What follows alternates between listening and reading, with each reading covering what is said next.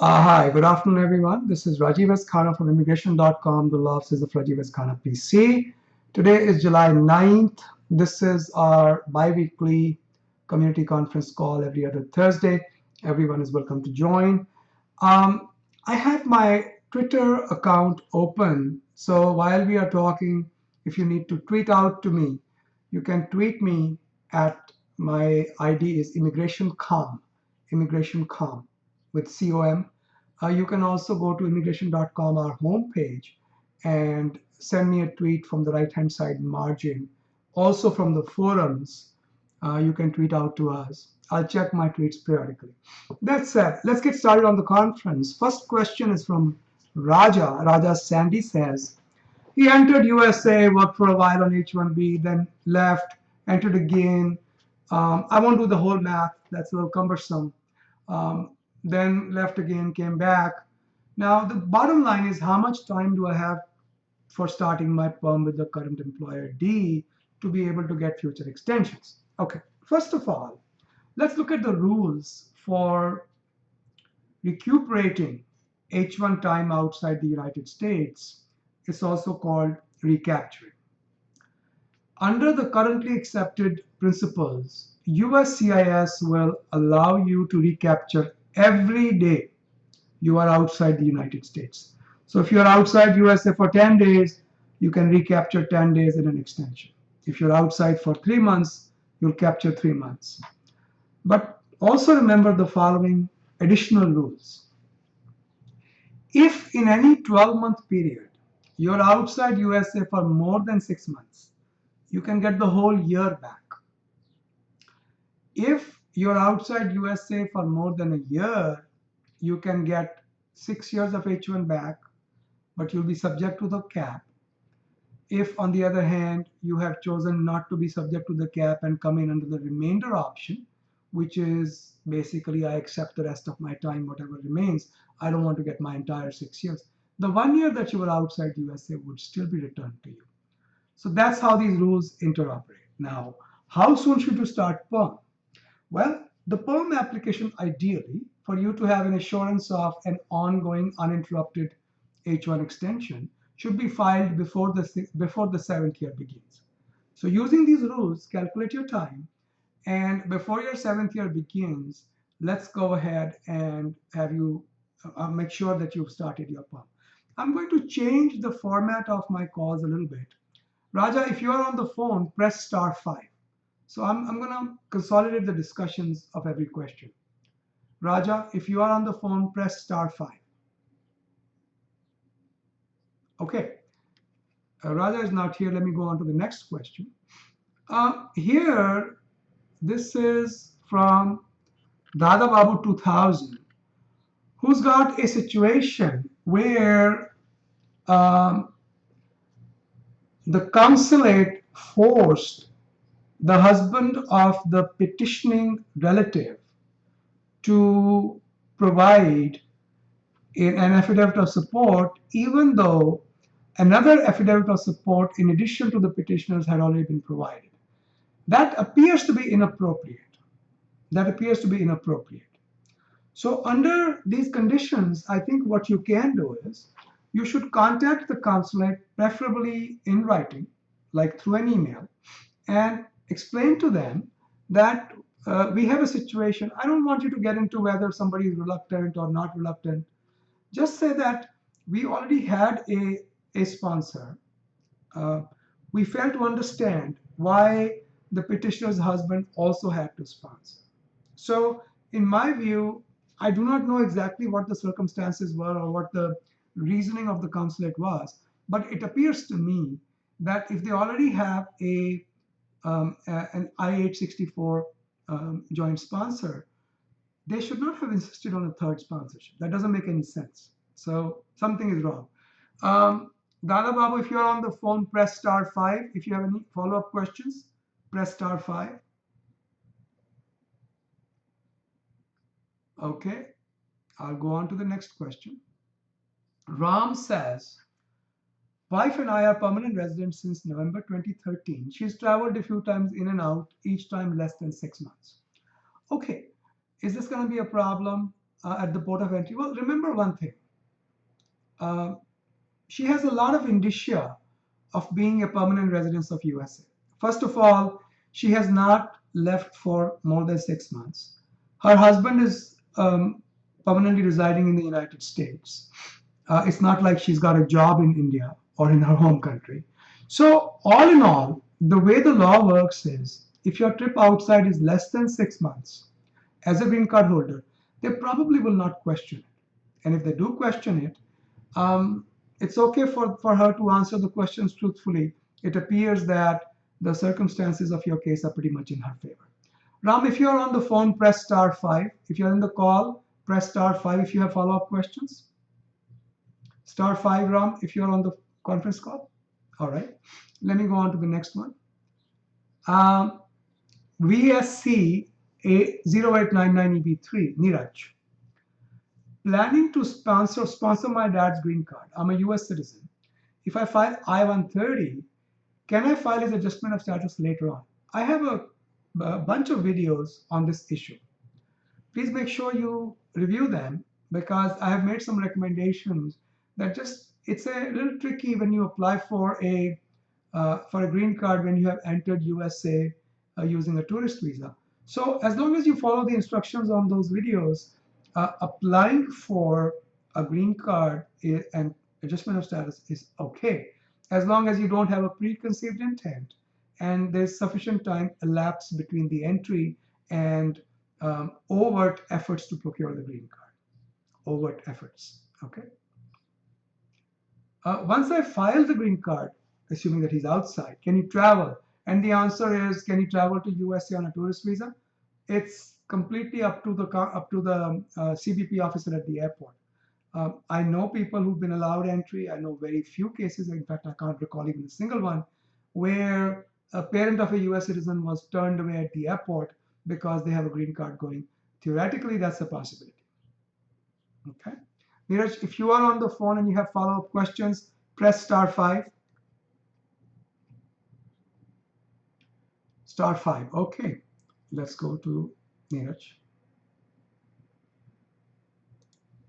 Sir, go ahead. Hi, can you hear me? I can hear you fine, Neeraj. Go ahead. So again, so there is definitely a chance we take if we file for his 130 and then he travels on a visitor's visa. Yes, because the CBP officer, if it comes up on his machine, on his computer, he could certainly take the position that, look, you have a green card going, we can't let you enter USA. But that's a very unlikely scenario, but theoretically, that's certainly a possibility. And so, but if my father is planning to come anyways at the end of the year, is it probably then better to just file adjustment of status and I-30 simultaneously when he is here? Like I said, listen to the video, watch the videos that I've posted on this issue. I'll give you my recommendation in a nutshell. As long as you enter the United States not having a preconceived intention to change to green card, and once you are here, after a few months you change your mind and want to do your green card in USA, no problem. Okay. All right? Neeraj? Okay. Hello? Neeraj, did you have a follow-up question? No, I said I'm done. Thank you so much for your assistance. I appreciate it. You're welcome. Bye-bye. Okay. Okay. All right. Let's go on to the next question. I have an H4 visa and EAD. This is Sarita. I have an H4 visa and EAD through my husband's employer's green card processing. Okay, so Sarita has a 485 based EAD. She's gotten into MS, enrolled into an accredited university. I want to work part-time, full-time while I attend full-time weekend master's degree. It's taking a long time to get green card through EB3. Once I graduate, would I qualify to file EB2? Oh, wait a minute. I'm not sure I understand your question. Can you file EB2 because you have an EB3 485? No. Can you start an entirely new green card case under EB2 category? Yes. So, to clarify, having an I-485 does not give you an automatic right to apply for EB2 because you've got your master's degree. But it does allow you to start a new PERM case under EB2. You will not be able to inherit the priority date of your spouse, but you will be able to start a new green card. Would it be suggested to obtain F1 visa instead of continuing on H4? Well, here is the problem. When you have a green card pending, I-140 onwards, in your case 485, you may or may not be able to get a change of status to F1. That's the first thing to consider. Although USCIS in the recent past has been quite tolerant of these cases, but they have indicated they will not permit an F1 visa and a 485 to coexist. But they have never said what will they do if such a situation arises. So in my view, getting an F1 could be difficult. F1 does not nullify EAD. In looking at your case overall, I think staying on EAD makes more sense. You also get to work. Okay. I think I have answered the rest of your questions as well. Sarita ji, if you are on the phone, press star 5. Star 5. Okay. Go ahead, please. I can hear you. Hi, Rajiv. Good morning. This is Lorita. How are you? Good, ma'am. How are you? I'm good, thanks. I appreciate your help with this question. So, what I understand is you're saying that I can do a fresh form once my master's is completed. Yes. Yes, ma'am. Okay, and you're suggesting that an EAD is better than instead of doing an F1 visa? I don't see any point in an F1. You see, there are two reasons you want to do an F1. One is you get independent status, and two is that you get EAD. Well, you already have an EAD, and if your husband's 485 has been pending 180 days, it was filed way back when. It's been pending over 180 days. He can take a same or similar job and even be without employment for a time, and your EAD will not be disturbed. So it looks to me like your EAD is pretty secure. Right. Yeah, I keep getting EAD renewed. The only thing is that it's all dependent on my husband. So we were thinking that I would be able to sort of get the green card, sort of processing through my own processing, through my firm, and probably be sort of independent, instead of being dependent on his employer. So that was the idea for F1 visa. I understand that. And from in IT language, you have 2 points of failure in your topology. One point of failure is your husband's job going away, but that's well protected because he can take a same or similar job under AC-21 anywhere, or even be without a job until USCIS asks him for a job letter. So that point of failure is well covered. The other point of failure is if your husband goes away. I mean, that's something we have to worry about. But as long as you are together with him, the point of failure of the job doesn't bother us. That's well protected. Okay. Okay. Yeah, But I understand. but So you I should guess, you yeah, should I feel like yeah. just knew that I'm good with the. It's just that I anyway wanted to do my master's, so I was seeing what are the good options that I should use while I'm studying. So that was one reason, and I also hear that while on F1, I do have I do not have to pay tax for 2 years, so that benefit I was thinking to consider. But but as I see overall, I guess the EAD makes a better choice. That's what you're saying. Yes, ma'am. And also, I want to point out that these are just taxes that you save, well, quote unquote, save. These taxes are actually Social Security taxes, and you get them back eventually when you retire. So even if you pay taxes, they're not gone forever, they're coming back to you. Oh, I see. Yeah. So anyway, so I guess the EAD makes a good choice, and I would be able to do my EP2 category PERM. So once on the Yes, ma'am. completion so Yes, of ma'am. math. That's what makes I sense. really appreciate your help. You're Thank very you so welcome. much. It You're was very for welcome. the takeaway. Good luck. Okay. So let's go on to the next one.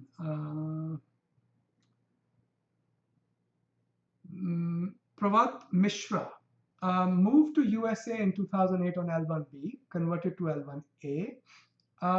This is a very interesting set of facts, Pravatji. Let me tell you. Hang on. I wonder if you are the same guy. There's another L1B question. Maybe not. Let's just make sure I get the right guy. So moved to USA in 2008, L1B converted to L1A in May 2012. Been to India 2 months in total. That's your recapture time. 7 years of stay will be October 2015. Wife is on L1A. I'm looking for my options to continue staying with her in USA for the next 2 years. MBA. Can I join now with my L1A and apply for F1 visa while in the US? I believe you can. I believe you can. Do I have to travel back to India get my F1 visa stamp?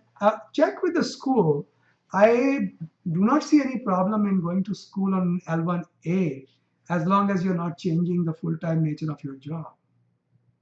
Okay. Can I apply for H1B after the course completion? No. L1A counts towards H1 as well. Can I convert to her dependent? Yes, you can. Because the time that you spent on L1 is not counted towards L2, but it is counted towards H1. So if you convert it to L2, you would get your EAD, apply for your EAD, get it. You can work, go to school, or not do anything if you like. Okay. So you'll be good till 2017 when her L1 expires. So that makes sense to me. If I apply for H1B next year, cannot. You cannot. You have to be outside USA for 1 year. Okay. Pravat, if you are on the phone, press *5. If you are in the conference today, press *5, sir. *5 on your phone. Okay. Next question, Ragesh. Wife is on H4 currently and her H1B for 2016 has been approved, but the change of status was denied. My visa H1B is valid till September 18th. I-94 till September 28th. The reason for that is the USCIS allows you 10 days to depart USA once your 6 years are over. So sometimes they add the 10 days to your I-94. What could be the reason for rejection of the change of status? My guess, because her status is not covered all the way to October 1st. That's the only guess I can make. Otherwise, I don't know what else could it be. What is the best possible way to get the change of status approved? If she's currently maintaining status, you can file for change of status now. Should she go to India for stamping? She can. She can also go to Canada or Mexico. Should I apply for her H4 extension now? If H4 is approved, can the see, as long as she's maintaining status, if she's been out of status for even a day, then you cannot do any change of status within the United States. Now, if her H4 is approved and she goes to India for H1 stamping, will USCIS, well, it's the consulate really, consulate invalidate her H4 and provide her H1? Look, they technically, even if they cancel the H4 and for some reason the H1 fails, she can always apply for H4 again right there. Okay. So, Ragesh, if you are on the phone, press *5. If you have any follow-up questions, press *5 on your telephone. Okay, let's go on to the next question. So Victor 25 says there's a follow-up on something that we have talked about earlier, which is an H1B transfer and H1B amendment are being filed simultaneously. So he says, Victor says, as I understand from the above, it shouldn't be an issue to work for a new employer while an amendment is pending. Can you please let me know if the same answer holds good in the following scenario? Candidate has passed the 6 years H1B term. Amendment and transfer are both based on the 3 years that were granted based upon the approved I-140 from the current employer. Well, the same answer holds true, assuming that the I-140 stays in play. It's not withdrawn or revoked. The answer is the same. There's no difference. Victor, if you're on the phone, press *5 if you have any follow-up questions. *5 if you have any follow-up questions. Okay, let's go on to the next question. Rajesh 963. Currently in USA with family on H-1B, completed 6 years. Max out date was 22nd September 2014. 7th year extension was obtained because PERM was pending more than 365 days. PERM got approved on 1st April 2015. It was filed in 2013. I-94 is expiring in 2015. Can I get my 8th year extension for 1 year duration? Yes, you can. The way this works is, two rules you have to remember. One rule is you can get 1 year H1 extension once PERM 1 year anniversary is reached. Okay. Second rule to remember is the law requires us to file I-140 within 180 days after the PERM is approved. So if you file another H1 extension within that 180-day period, you should be able to get another 1 year extension. This is true even if the I-140 is approved. Okay, as far as I know, I don't see any reason why you can't ask for 1 year extension instead of 3. Okay, to the best of my knowledge. As far as the question of can I get 1 year in that 180-day period when the I-140 is not yet filed, and the answer is definitely no question about it. Okay. So I read your situation. There was supervised recruitment, took a long time. What happens if the I-140 is not filed within 6 months? You have to start the PERM process again. And it's not 6 months, it's 180 days. Remember, 6 months is more than 180 days. This is 180 days, not 6 months. Because the H-1B premium processing is suspended, does this affect I-140 as well? No. I-140 can be premium processed. I have relocated from East Coast to West Coast, then I have asked for H-1B amendment. Can H-1B amendment include in the H-1B extension? Yes. Yes. They can be filed in the same application. We often do. But remember, it then cannot be premium. Any extension applications, you can't premium. Not right now. I mean, once the premium is restored, then you can. When you work without an LCA for a location, chances are you are out of status. So if the location is outside normal commuting distance of an approved location, chances are you're out of status. Okay, Rajesh, if you are on the phone and you have any follow-up questions, press *5. *5 if you have follow-up questions. Here we go. You know, it's very interesting. Just a quick comment. I see people from so many different locations: California, Illinois, Arkansas, MI, I guess is Michigan, Texas, Missouri, Alabama, New York, New Jersey, Pennsylvania, more California, Indiana. It's very interesting to see how many states are represented. I always get a kick out of that. Let's go to Rajesh. Sorry, I had to mention that. It's a point of pride for me. Okay, so Rajesh, go ahead, please, with your questions. Hi, Rajiv. Good afternoon. Good afternoon. First of all, thanks for hosting this community call. My pleasure. So I have a question regarding point 6 there. So when I moved, right, my employer has only filed the LCA and he has not filed the H-1B amendment. Right. So and I realized it, recently. So as part of my extension, I'm pushing my employer to file H-1B amendment now. So my question is, because previously, 4 months back, only LCA was filed. So am I out of status? Well, you are, but USCIS has indicated that they are going to forgive applications as long as they file the amendment by a certain date. And I think that date is towards the third week of this month or something like that, 20 some July. So as long as you get it filed early enough, you should be okay. You should be fine. Okay. Thanks, Rajiv. That was my question. Thanks a lot. Good luck, sir. So when you have dual monitors, I keep chasing my mouse all the time. All right, let's go on to the next question. Dave. I understand once I-140 is approved, we are eligible for 3-year H-1B extension. But I've seen folks getting just 1 year extension even when I-140 is approved. Yeah, it depends upon the project. So if your project is only for 1 year or 6 months, Even though you're entitled to 3 years, you might only get extension for 6 months or 1 year. So if your client letter says project is for 1 year, will I get 1 year or 3? Probably 1. Okay. Dave, if you're on the phone, press *5. If you have follow-up questions, press *5. Okay. Next one, I have marked this as a frequently asked questions from Habib. User ID is Chris Ind. So when I refile an I-140 using an old PERM, interestingly, we just talked about the 180-day rule. The rule is once PERM is approved, the I-140 must be filed within 180 days. Okay. If you don't, your PERM is extinguished. It's gone. You've got to start all over again. However, if you filed a PERM, you filed an I-140 within 180 days, and then for some reason you have to file again, that 180-day limit does not apply. Let me give you an example. Let's say your I-140 was denied. You filed it within 180 days.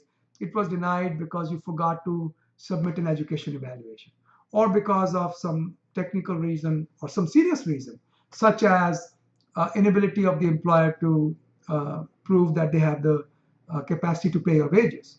Okay, you can file an I-140 even 3 years down the line. You're no longer confined to the 180-day deadline, because the first time around when you filed, you were confined to the 180-day deadline. Okay. So your question number 1 was, is it possible to refile I-140 with the same PERM after 2 years of first I-140 rejection? Yes. How many times can we refile? No limit that I know of, as long as it is done in good faith. Can we do refiling under premium? This is a tricky question. USCIS has said, if we still have a copy, if we still have the original of your PERM and it's not been shelved, it's not been archived, in your case it probably has been, they will take premium processing only if they have the original in their possession. If it was never submitted, or if the case has been shelved, they will not take premium processing. Okay. However, if you're on the phone, press *5. If you are with us, press *5. If you have any follow-up questions. Okay, let me check my tweets. There's a new tweet. Okay, that's a new follower. All right, let's go on to Deep. Deep MACT says, I think you are the individual who posted a more detailed question further down. Let me double check. Where are we? Yes. So you posted a more detailed same question. I'm opening that. This was a very interesting situation. This is the one I was talking about earlier. I'm on L1A, wife is on L2. She's got a job offer. She applied for H1B. Her change of status was denied. Your L1B expired and you got L1A conversion when you were in USA. She came back in December 2013. Her H1 was approved. All right, questions. Is her H1 still valid? Well, approved till October 2016. The H1 is still valid. I don't see why not. Can this be used to activate H1B change of status? It can, as long as the employer has a job for her, the same job. She can go for a visa stamping as well. She can go for a change of status if she's been maintaining status. So either one of those possibilities is open. That answers your question 1 and 2. Question number 3. Now this is a very interesting question. So you came to USA on L1B, but really you were managing and a managerial level employee, executive level employee before you came. Employer has the choice to put you in L1B instead of L1A, but that does not take away your right to file for a green card under EB1C. So even though you came in on L1B, 6 months later you converted to L1A, if in fact your job outside USA in India was a managerial executive level job, you are still entitled to EB1C. I don't see why not. Okay. Now, there are cases, if you were working as a specialized knowledge employee and came to USA, did a conversion, you will not be able to get an EB1C. But if you were already a managerial executive employee and the employer chose to bring you in on L1B, you can still get your EB1C. Okay. Let's make sure. Are you here on the phone? Deep, just go ahead and press *5. If you're on the phone, press *5. I think I covered most of your questions. But go ahead, please, sir. Hi, Rajiv. This is D. Hi, how are you, sir? I'm doing great. How are you? Good. Tell me, what else is left? Yeah, yeah, yeah, Rajiv. I have a question like that. So if you can activate the H1B for her, petition is telling if we have any issue, we have to file uh, within 30 days from the date of notice. If we have any objection. There is no such law. In a situation where an H1B was approved, a change of status was not. We have done status triggers 2 years down the line too. Okay, so there's no time limit. There's no 30-day time limit. That's for appeals or motions to reopen. Okay, but you can file a new change of status anytime you want. Okay. Okay. And for the visa, for getting the H1 active, she need to go out of US, or she can get it, file the amendment from here. Her employer can file the amendment, and she can continue working from here only. Let me correct you. It is not an amendment, it is a change of status. The employer can file a change of status, and if it is granted, she does not have to go outside for visa stamping. She can start working as soon as the change of status is approved. If, on the other hand, she doesn't want to file for a change of status and just wants to step out and get an H1B stamp and come out, it's an either-or process. She doesn't have to do both. Okay? Okay. Yeah, because as per petition first it says she have to go to the consulate and any consulate and ask for the H1B. One or the other. Yeah. One or the other. Yeah. All right. Good luck. Okay. Yeah. All right. Let's go on to the next question. Going back to the earlier version of the same question. So where was I? Did this, Rajesh, Dev, Habib, Deep. Next question is Ashok. Currently on H1, can I establish a business? No. It's complicated. I've discussed this issue many times, but in your case, let me just do it one more time very quickly. An H1 holder can certainly invest as a passive investor. So if you want to buy IBM stock, I don't see any problem with that. By the same token, if a couple of your friends were starting a company and you just wanted to invest money, not be involved in the management at all, I think you could do it. Okay. But what if you want to start your own company?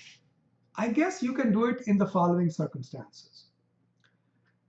If you are a minority stockholder, so that you can be fired by somebody, and there are other people involved in the company who manage the company, and you are a W-2 holding employee of the company as well as a stockholder, minority stockholder, so that you can be fired. True employer-employee relationship. And as long as you make full disclosures to the government what the setup is, you can certainly do an H1 in those circumstances, in my opinion. Okay, but you may not be able to do a green card. That would be very complicated. Okay, Ashok, if you are on the phone, press *5. *5. Ashokji, *5. Okay, not here. Let's move on to Banyan Tree, Daryl. Daryl is in USA since 2001. H1B extension was denied. They filed an appeal. Your employer is wrong. Filing of an appeal does not give you any right to work or even to stay in the US. If you stay in USA past 180 days from your expiration of the I-94, on the 180th day, you become subject to 3-year bar. 1 year, you become subject to 10-year bar. So appeal gives you no rights. If it is, of course, granted, if the appeal is decided in your favor, you're all set. But if it is not, you could be subject to 3-year or 10-year bar. Is it possible to file new petition in premium processing? Premium is out right now, but you can file premium if premium is available. I think you should plan to leave for India, Daryl. If if your I-94 is in jeopardy, I think that's something you need to consider. because filing of appeal gives you no right. MTR gives you no right to stay in USA. MTR appeals, these are all devices to correct a situation, not a way to continue working. Okay? So if you're on the phone, press star 5. Daryl, star 5. Daryl 2 is not here. Okay, let's go on to Suraj. Wife had an H4 visa interview. We got married in December on B1, B2, after which she went back. So they had a problem with the PIMS database. Oh, I think somebody just raised their hand. Okay, let me finish this question and then I'll get to you. So there was there's the PIMS database where you have your information about the H1 approval. There was some problem with the PIMS, and that's okay. That happens all the time. Actually, I need to correct the typo. I made that typo. It should be PIMS. Might as well correct it now. So let me just.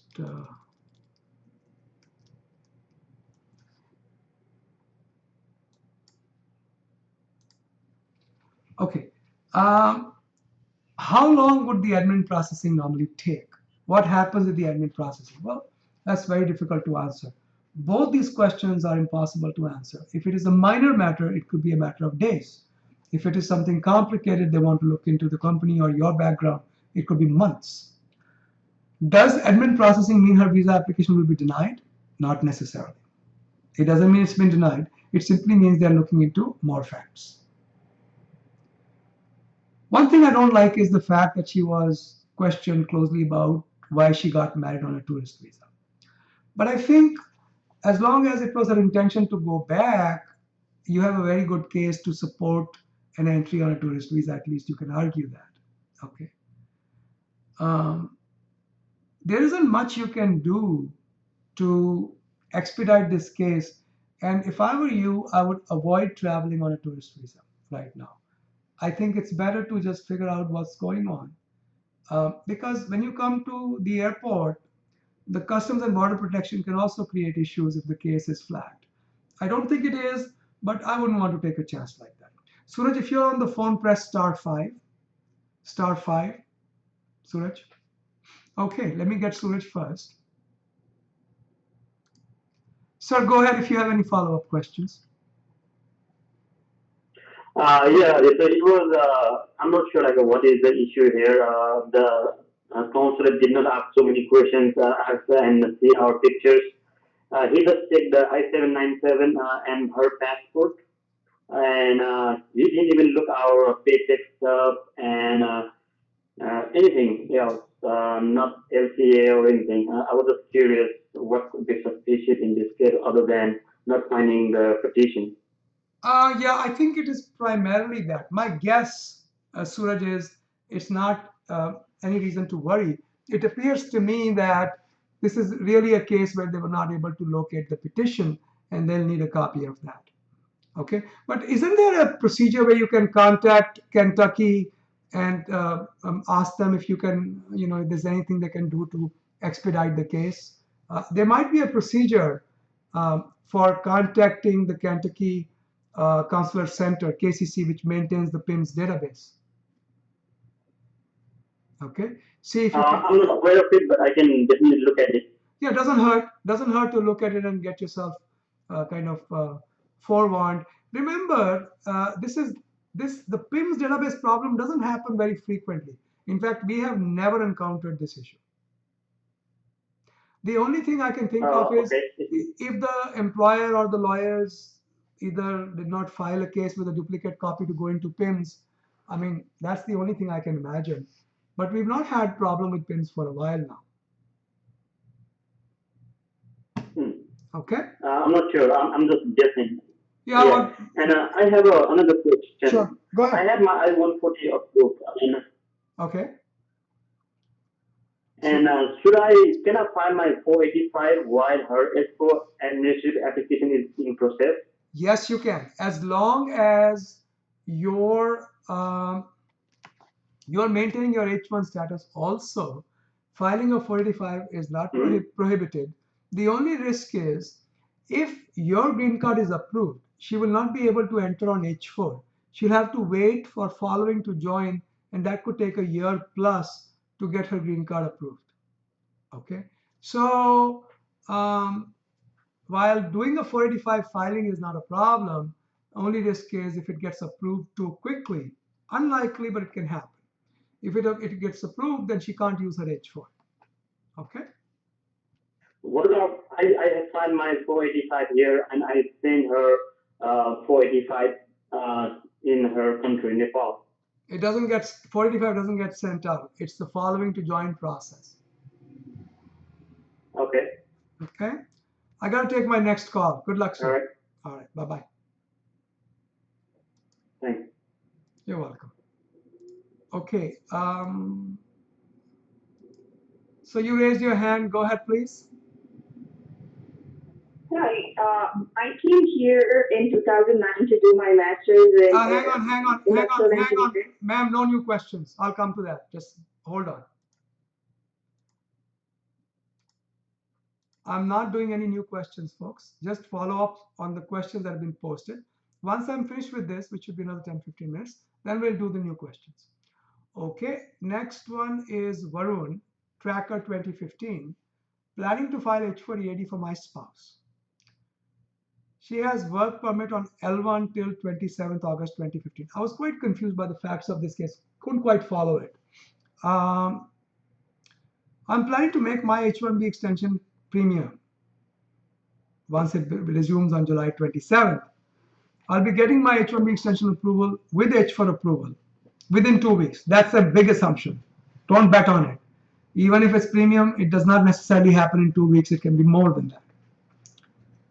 It's effective from 28th August. Okay. This means H4 approval notice date is 28th August, and we are planning to file H4EAD on 14th August. Look, this is what you're saying. You're saying, can I file for an EAD while a change of status request to H4 is pending? And the government has said you can, but they advise against it because it becomes difficult to connect the EAD with the pending H4. That's what they are saying. You want to go this route, I certainly can't find any quarrel. So Varun, if you're on the phone, press *5. Varunji, *5. Okay. Oh, there he is. 1 second. All right. Hi, Varun. Go ahead, please. Hey, Rajiv, thanks a lot, and really appreciate it for taking up this question. Sure. So basically, in this case, I agree that it cannot be done in 2 weeks, but I just need to know, like, if it is done in 2 weeks, so can we file with, like, by 14th or 15th with a future approval H4 dated? Basically, your question can be simplified in the following manner. Can an EAD be filed while the H4 change of status is pending? The answer is yes, but USCIS says we advise you not to do it. It can cause delays. Okay, so basically it is advisable to do it after the H4 approval effective with current date, right? Or why don't you file the EAD with it? It is not filing with it because otherwise I don't know how much time it would take to get H4 approval. Sometimes if you see, it would take like 4 to 5 months these days. Yeah, but that's why I'm filing it. Hey Varun, that does not put you in any worse situation. Think it through. If you file it without an EAD, with just a change of status, and if you file it with EAD, there is no difference in the legal situation. If anything, it improves your legal situation. Okay. Think it through. So basically, we just want to make sure that like she can work till 27th August because she has a valid visa till but filing for an H4 without an EAD does not ensure that either. Right. So I've already filed my papers. So it's already. You can still file. You can still file H4 change of status with the EAD. Okay. So basically you're saying like the caution. We can file. Tarun, the caution is against filing an EAD. The caution is against filing an EAD on a pending H4 change of status. The caution is not, I have an H1 pending and can I now file H4 and EAD at the same time? The answer is yes, and that's the smart thing to do. Okay? No? Actually, I didn't get your last sentence. I, The voice. I didn't get your last I sentence. What said did you say? filing H4 and EAD at the same time makes sense to me. Okay. Okay. Okay. Sure. Thank you. Thank you. Thank you, Rajiv. Thanks a luck. lot for picking up this question. You're welcome. Thanks. Good luck. Okay. Let's move on. We'll do the new questions once I'm done with the posted questions. So N. Brawal says 6 years of H1 finished due to I-140 being in audit. Change of status to F1 and working on CPT for the same employer. After labor is approved, H1 got denied, not going for appeal. Employer is planning for new case. Can we change employers to start new H1 term based on the I-140? Yes, you can, as long as the I-140 is not revoked before your H1 with the new employer is approved. That is the only thing I would advise. Make sure that your I-140 is in play until the H1 with the new employer for the 3 years is approved. You won't start a new H1 term, you'll get a 3-year H1 if your I-140 is approved. So your I-140 is now approved or no? Let's see. The 7th year based on I-140. 6 years of H1 term is finished, I-140 in audit. So if your I-140 is approved, you'll get 3 years. If you are depending upon the 1-year PERM pendency, you'll get 1 year. As long as whatever the underlying reason for the extension survives until the H1 is decided. If you are on the phone, N. Brawal, press *5. N. Brawal, *5. Okay, here we go. Go ahead, please. I can hear you. So there is no complication even like the on based on current visa status, right? Well, like I'm on. Are you currently on CPT? Are you still working? Are you going to school full time? Yes, I'm. Okay. The two complications that you need to worry about. Let me put you on mute. I'm sorry, I have to put you on mute. There's too much noise from your side. Okay, so I'll unmute you once I'm done saying what I want to say. There are two things you need to worry about. One, your I-140 stays in play. It's not revoked or withdrawn. Once it's revoked or withdrawn, you lose the right for further H1 extensions as well as your priority date. That's the current thinking of USCIS. Second thing you need to worry about is USCIS going to accept your CPT as legitimate? For that, they want to make sure your degree is accredited. They want to make sure that the school clearly considers the degree and the practical training to be integral to each other. You can't do the degree without the practical training. And they want to make sure that there's a memorandum of understanding between your employer and the school. These three things are very important. So two aspects, I-140 in play, CPT acceptable. Let me unmute you. Go ahead, please, if you have any questions. So just give you a background, like what was happening is like once we file H1 in premium, they have raised the RFE regarding all these issues like the safety and everything. But once we reply to that RFE, the court and the cases got denied based on like employer-employee relation and like some other two reasons. So that's the reason like I'm like more worried to continue with the same employer. So I think that's the reason. And thank you for like giving me right advice, sir. Yes, sir. My pleasure. By the way, I don't know the case. All I can tell, sir, there's too much noise from your side. All I can tell you is that we run into these situations where a case has been denied. We file it again with the proper documentation, then it gets approved. So really, an H1 denial is not cast in stone.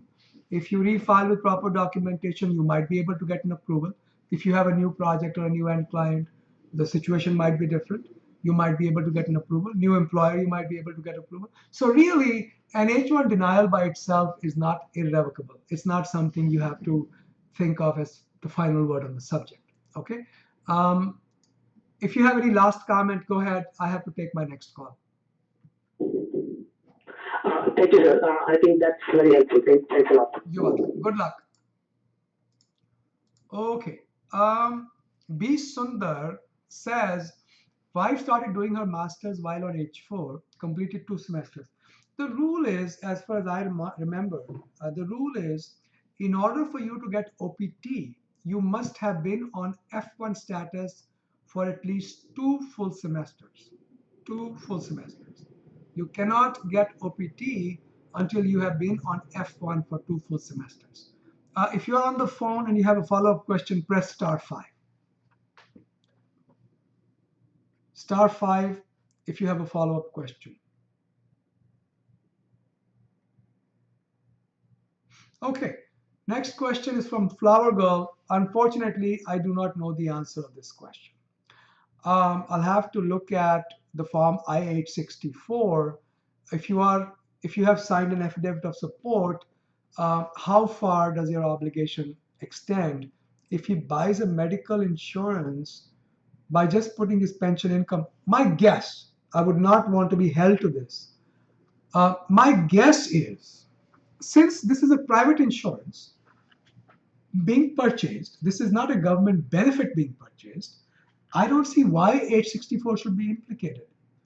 Okay, I don't see any problem at all, but this is my guess. I would much rather discuss this matter in detail and probably even have it researched before I give you a definitive answer.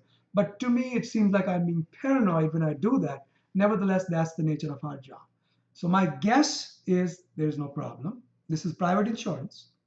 Okay, it's not a means tested benefit, not that I can think of. And I don't see how you can be held liable for anything under that. Okay. Flower Girl, if you're on the phone, press *5.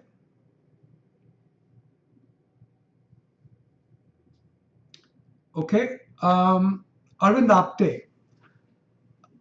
Green card holder since October 2010, completing 29 months physical presence on early filing date. Look, if you're talking about, Arvindji, if you're talking about filing 90 days before the 5th anniversary or the 3rd anniversary of your green card approval, I would very strongly recommend you contact your local congressman's office.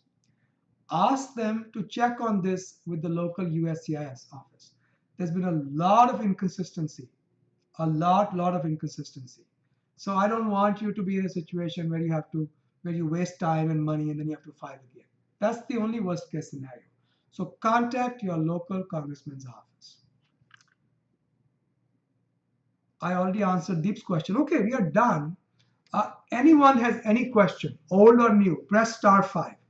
Anyone has any question, press *5. 1, 2, 3, 4, 5, 4. Somebody, okay, now they're back again. 5. All right, let's do these 5 questions. That will be the end of the conversation today, folks. Okay, I will not do any more questions, just these 5. Let's start in the order you folks logged in. Let's start with Arkansas. Arkansas, go ahead, please. Arkansas. Hey, hi, Rajiv. Hello, sir. I think this is similar to one of the questions that have been asked. Okay. Actually, my H1B extension got denied. Okay. And I was wearing my earlier H1B valid till Feb 26, 2015. But USCIS came back and denied on June 25th. Okay. It's like officially or practically, because I own a home and everything here, so. I'm sorry, I did not understand. Is there a question? Is there a question for me? Yes, like how many days can I stay here?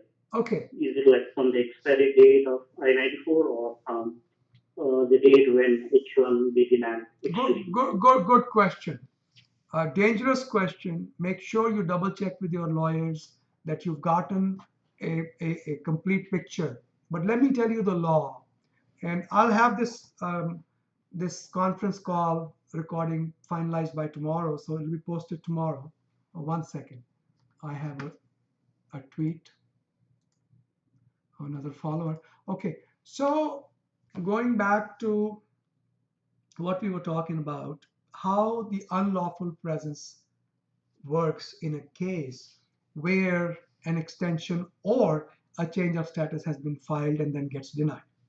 Okay, first of all, if a change of status or an extension or a transfer is filed within the life of your existing case, okay, so you were on H1, you filed extension or transfer, as long as it was filed before your current status expired, your unlawful presence begins to run from the date of denial of a timely filed application, not from the date of I-94. Clear? Yes, Rajiv. Okay. So, but I want to point this out. Yeah, one thing, let me just add one simple comment that the 180-day period is not permission to stay. It is, you're still out of status. You can be deported if you're found out, but it is basically the period of unlawful presence during which nothing awful happens to you. But after 180 days, a 3-year bar is automatically imposed on you. So it's not legal, but it's not lethal. That's the 180-day period.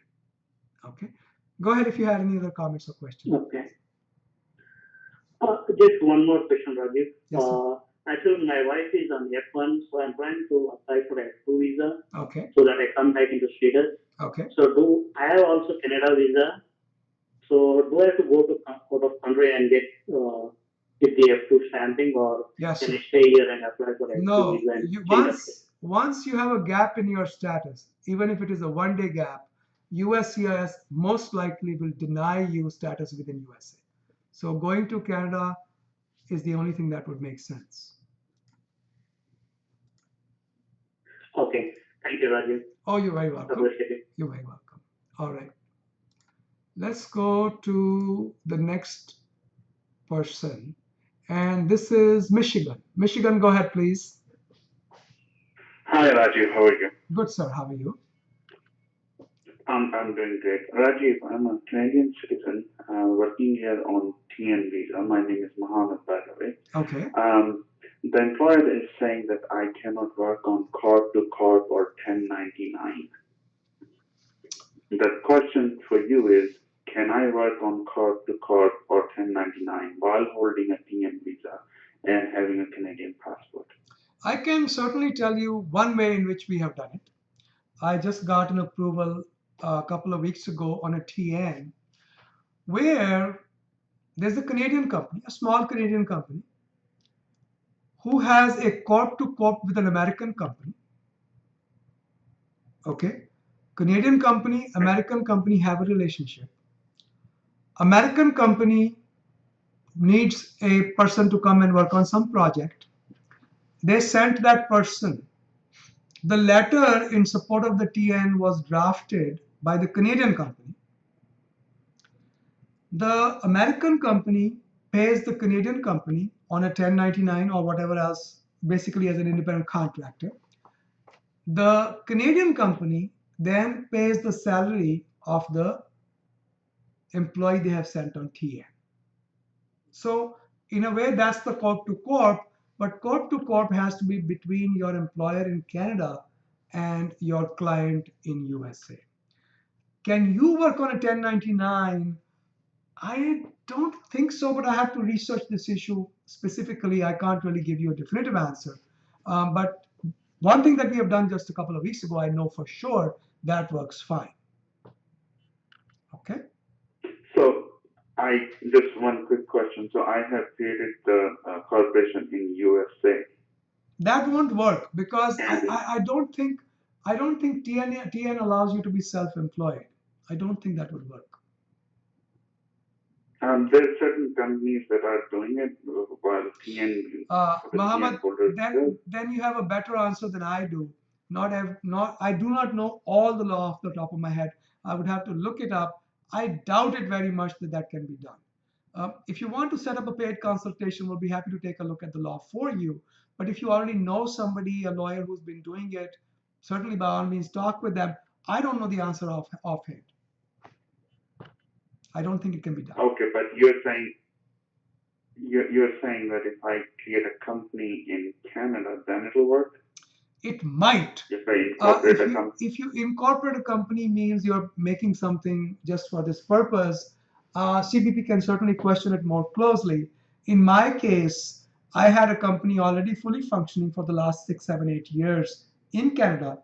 And it was a small company, husband and wife owned company. But one of the couple were coming on a TM, and the other member of the couple is coming on L1. So that certainly was a scenario that worked out fine for us. Okay.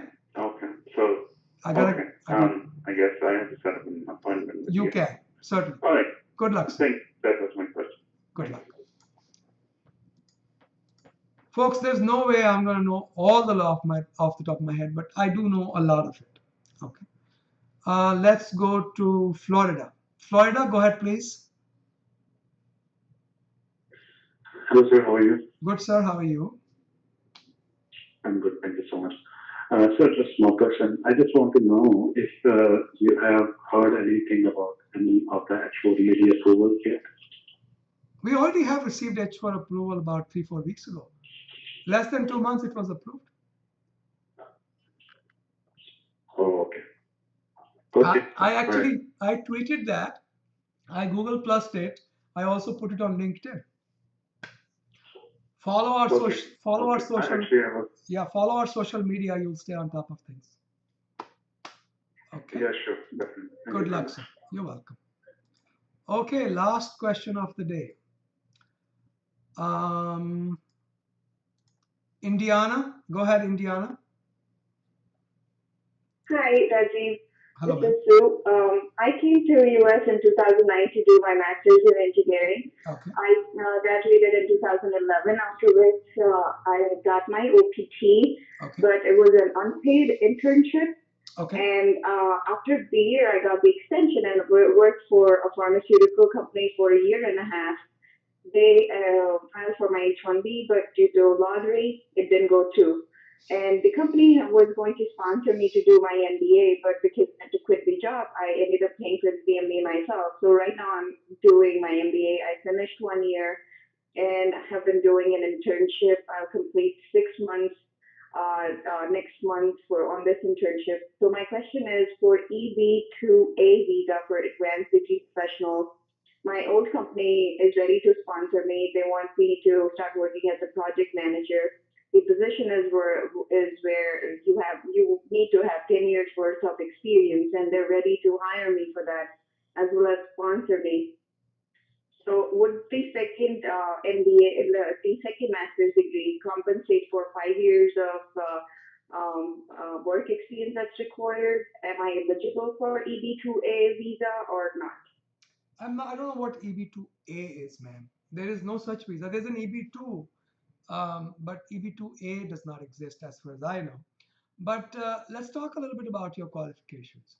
You said you have a master's degree already from the United States, don't you? Yes. Okay. And is that master's degree an accredited master's degree from a good school? No, they're not from the same school. They're from two different schools. One master's is in engineering, second one is MBA. No, my question is, are these degrees, either one of them from an accredited school, accredited degree? Yes, both of them are good. Okay. Both of them are well, then remember one thing. The criteria for EB2 are either a master's degree or bachelor's plus 5 years of post-bachelor's experience. You don't need 5 years of experience if you have an MBA or a master's degree. Okay? Okay. Okay. So on an F1 visa, do I have to go back to India in order to get EB2? On an F1 visa, do you have to go? Okay, let's take a quick look at your case. Um, there are two different aspects. One is getting a green card, and the other one is a method to stay in the US and or work in the US while the green card is going on. The green card can go on whether you are here in India, anywhere else, because green card is based upon a future job offer, which will be given to you when you get your green card. Okay, so the question is, can the green card be done even though I'm not working for the company? The answer is yes. Now, how do I work in the US if my green card is going on? That's where things like OPT, CPT, H1 come in. Okay, so if you have a specific question on any specific aspect of what I just described, why don't you go ahead and ask me? Okay, so if I start the application for EB2 in next month or so, and my MBA finishes next year, do I have to go back if there is no information about that? Should I ask my company to apply for H1B as Oh well yes. next year, Oh or yes. how should I go about it? Oh yes. You'll have to do an H1 or something like that in order to stay in the US while the green card is going on. So the company must apply for your H1. No question about Okay, so EB2 will still take longer than a year to get processed. it. EB2 can take anywhere from, are you India born, ma'am? I'm sorry? Are you born in India? Yes, yes. And is your husband also born in India if you are married? I'm not married. Okay, so EB2 is likely to take several years right now, unless the laws change, which is what, not the law, but the procedure which Obama was planning to change. But right now, under the current scheme of things, it could be several years before you are entitled to stay in the US based upon your green card filing. So, green card filing gives you no immediate help. Okay? Okay. So, you have to do it. Okay. H1 has Thank to you be so done. much. Yeah. Good luck. Okay. All right, guys. As always, it's been great talking with all of you. We'll see you again in 2 weeks, and we appreciate your giving us the opportunity to be a part of this conversation.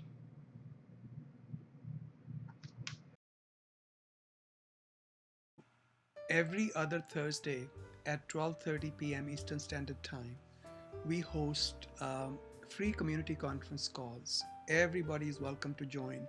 Some people post questions ahead of time. You can take membership in our forums. All of the details are there on our website, immigration.com. You can take membership ahead of time, and it's instantaneous. It happens right away. And post your questions beforehand, or you can just log in. The phone number and all are provided: 202-800-8394, 12:30 Eastern Standard Time every other Thursday. We have free apps for both Apple iOS platform for your iPhones and iPads, as well as for Android. Just look for immigration.com, the period dot, and the application should show up.